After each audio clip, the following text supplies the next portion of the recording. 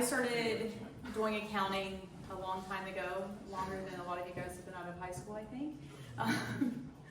And decided to start my own thing once I started noticing that there was such a division between services that were often offered affordably to small business owners versus some of our larger, even larger medium-sized businesses, and wanted to kind of fill the gap between what you do have access to, what's affordable to you, so that way you can get set off on the right foot.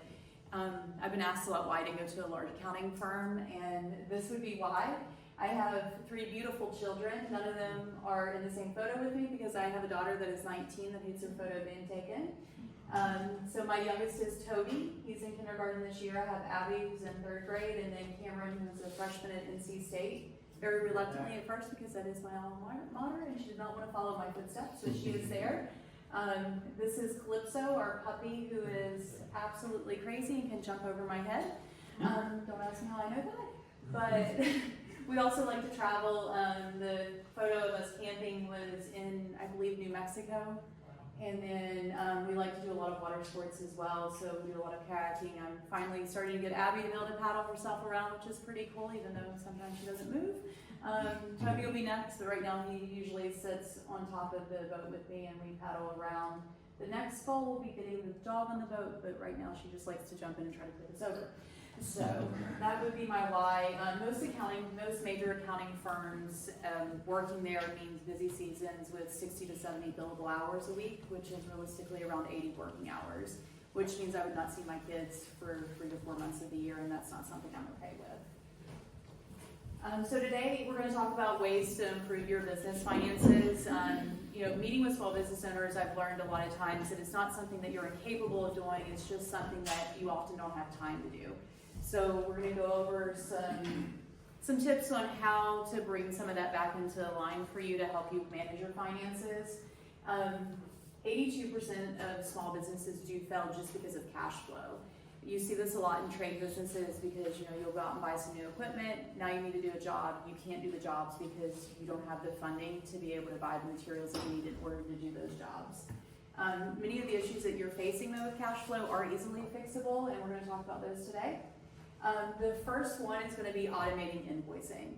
So the problem that we'll see is that you're getting paid late. The longer it takes for a client to pay, the less likely they are to pay you.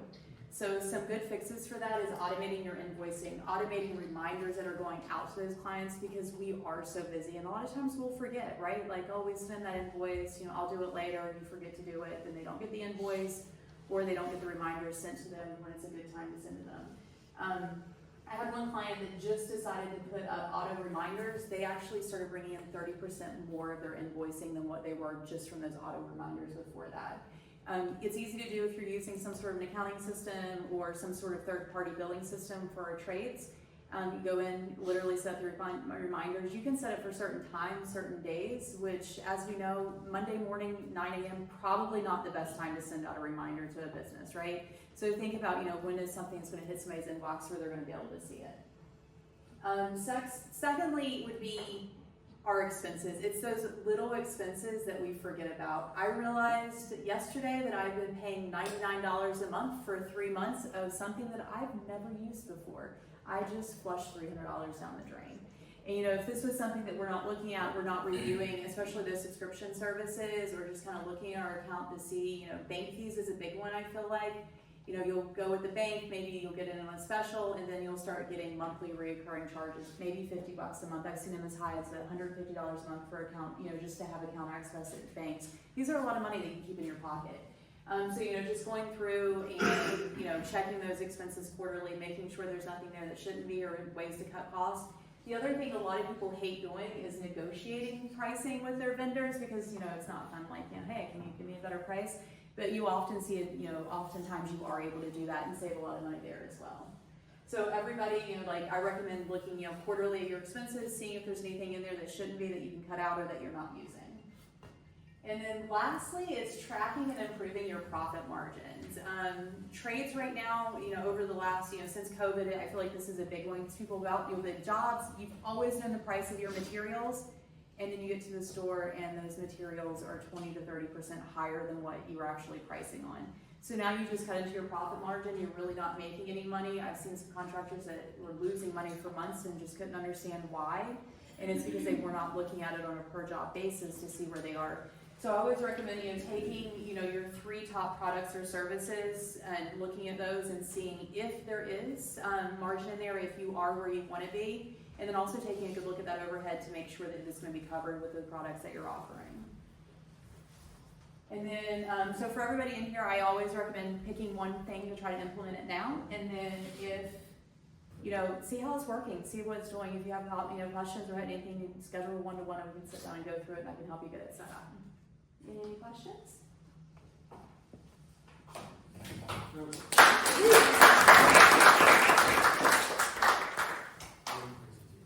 So many questions. Right? I know.